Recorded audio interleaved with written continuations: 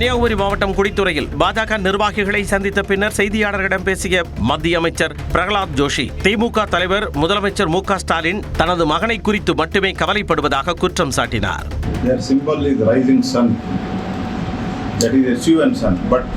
Mr. Stalin is bothered about only his SON son. Virudhunagar மாவட்டம் திருச்சுழி சட்டமன்ற தொகுதியில் நரிக்குடி ஒன்றியத்திற்கு உட்பட்ட பல்வேறு கிராமங்களில் திமுக வேட்பாளர் தங்கம் தென்னரசு பரப்புரை செய்தார். தொடர்ந்து பூலாங்கால் கிராமத்தில் நடைபெற்ற கூட்டத்தில் பேசிய அவர், இஸ்லாமிய சகோதரர்களும் பிற சமூகத்து உடன்பிறப்புகளும் மாமன் மச்சான் உறவோடு பழகி வருவதாக தெரிவித்தார். நம்முடைய சமுதாயத்தில் இஸ்லாமிய சமுதாயமாக இருந்தாலும், அண்டையிலே இருக்கக்கூடிய நம்முடைய வேறு சமுதாயங்களாக இருந்தாலும் மாமன் மைத்துனர் என்கின்ற உறவைத்தான் நாம் ஆண்டாண்டு காலமாக பேணி பாதுகாத்து வந்திருக்கிறோம். தருமபுரி தொகுதி பாமக வேட்பாளர் சௌமியா அன்புமணி நல்லம்பள்ளி மற்றும் சிவாடி சுற்றுவட்டார பகுதிகளில் வாக்குச் சேகரிப்பில் ஈடுபட்ட போது தருமபுரி மக்களின் இடப்பெயர்ச்சியை தடுக்க புதிய தொழிற்சாலைகள் கொண்டுவரப்படும் என்று உறுதியளித்தார். பாதி பேர் லட்சக்கணக்கான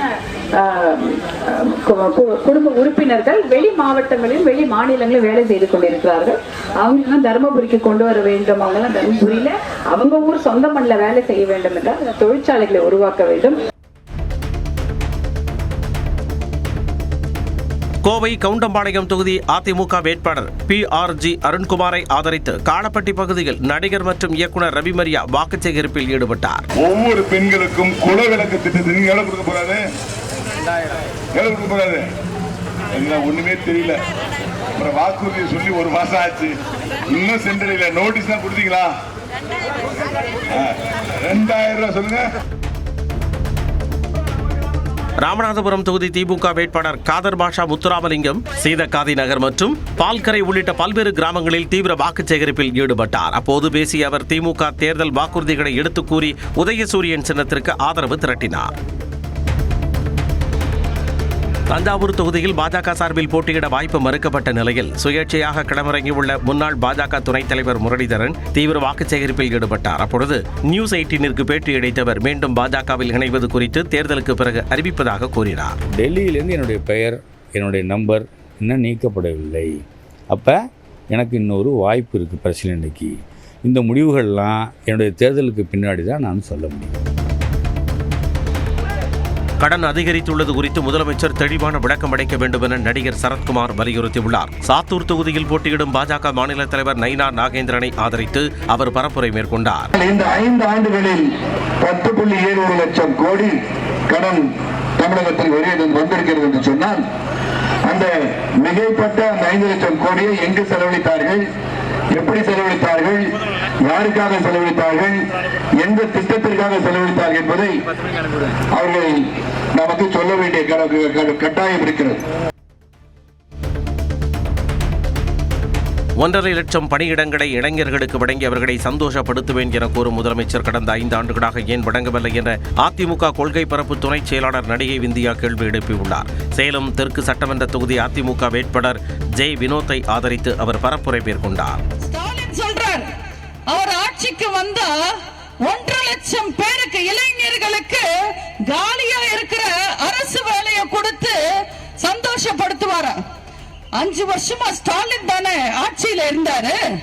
அப்ப கொடுத்திருக்கலாம் இல்ல காலியா இருக்கிற இடங்களுக்கு, ஆனா தரல. பழனி தொகுதி மார்க்சிஸ்ட் கம்யூனிஸ்ட் வேட்பாளர் பாண்டியை ஆதரித்து கொடைக்கானல் மூஞ்சிக்கல் பகுதியில் நடிகை ரோகிணி வாக்கு சேகரித்தார். அப்போது பேசிய அவர், முதலமைச்சர் மு க ஸ்டாலினின் மக்கள் நல திட்டங்கள் தொடர ஆதரவளிக்க வேண்டும் என்று வலியுறுத்தினார். எத்தனையோ பெண்களை அங்கே மேடை ஏற்றி அழைக்க பார்த்தார் நமது முதலமைச்சர் அவர்கள். அப்படி இருக்கும் பொழுது அவர் தொடர்வதுதானே ரொம்ப நல்லா இருக்க போகுது. காஞ்சிபுரம் மாவட்டம் ஸ்ரீபெரும்புதூர் தொகுதி அதிமுக வேட்பாளர் பழனி நகராட்சிக்குட்பட்ட பல்வேறு பகுதிகளில் வீதி வீதியாக நடந்து சென்று வாக்கு சேகரித்தார். பெண்கள் சாலையின் இருபுறமும் நின்று கூடை கூடையாக மலர்களை தூவியும் பிரம்மாண்ட மாலை அணிவித்தும் இரட்டை இலை சின்னத்திற்கு தங்களது ஆதரவை தெரிவித்தனர். பெரம்பலூர் மாவட்டம் குன்னம் தொகுதி தமிழக வெற்றிக் கழக வேட்பாளர் ரேவதி கரம்பியம் கிராமத்தில் 100 நாள் வேலைத்திட்ட பணியாளர்களை சந்தித்து பேசி அவர்களுடன் இணைந்து தண்ணீர் குடம் சுமந்து மரக்கன்றுகளுக்கு ஊற்றி நூதன முறையில் ஆதரவு திரட்டினார். தான் போட்டியிடும் அவிநாசி தொகுதியில் பரப்புரை மேற்கொண்ட மத்திய இணையமைச்சர் எல்முருகன் மக்களோடு உணவருந்தினார். பழங்கரை சுற்றுவட்டாரத்தில் வாக்கு சேகரித்த அவர் மக்களுடன் நீண்ட நேரம் கலந்துரையாடி அவர்களின் கோரிக்கைகளையும் கேட்டறிந்தார்.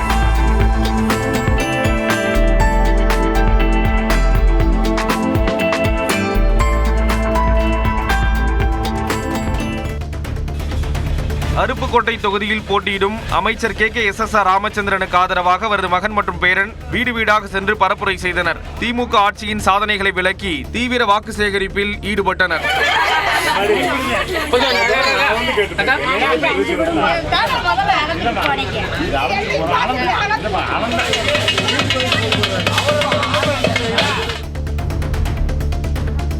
முதுகுளத்தூர் தொகுதி திமுக வேட்பாளர் அமைச்சர் RS ராஜகண்ணப்பன் கமுதி மத்திய ஒன்றியத்திற்குட்பட்ட 30க்கும் மேற்பட்ட கிராமங்களில் வாக்கு சேகரிப்பில் ஈடுபட்டார்.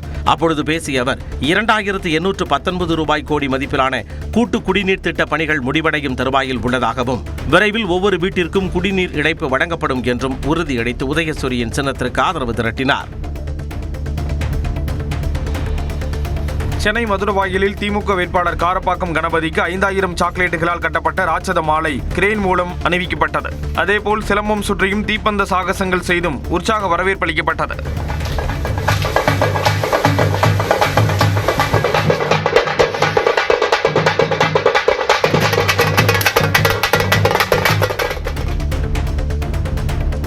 அம்பேத்கரின் கனவான பெண் அதிகாரத்தை பிரதமர் நரேந்திர மோடி நனவாக்கி வருவதாக பாஜக நட்சத்திர பேச்சாளர் கஸ்தூரி தெரிவித்தார். திருப்பூரில் செய்தியாளர்களை சந்தித்த அவர் இதனை குறிப்பிட்டார்.